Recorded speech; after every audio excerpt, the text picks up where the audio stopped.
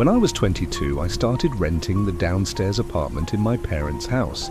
It helped me save money while also giving me a bit more privacy.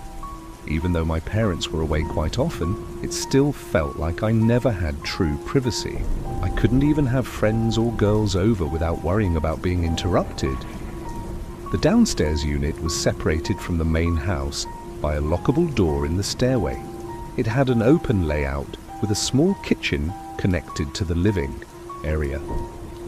My bedroom, bathroom, and laundry room were down the hall, and there was a separate side entrance through the living room. One weekend, while my parents were away, I had my friends Anthony and Jay over. We were just hanging out, watching a hockey game, having some drinks, and blasting music since no one was home to complain. I wouldn't say I was completely drunk, but I definitely had a good buzz by the end of the night, when my parents weren't home. I usually kept the door between my unit and the upstairs unlocked, and I stored drinks in the upstairs fridge since it was larger and more convenient. Since both Anthony and Jay had driven and were drinking, they decided to crash at my place. The couch downstairs was big enough for all of us to sleep on comfortably. After the long night, I said goodnight and went to my bedroom. A few hours later, in the middle of the night or early morning, I woke up suddenly. What woke me were footsteps coming from upstairs.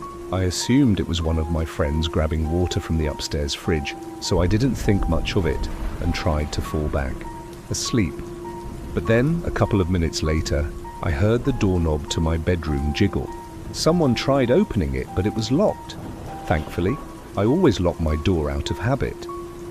I wondered why either of them would be trying to get in, but I was too tired to care.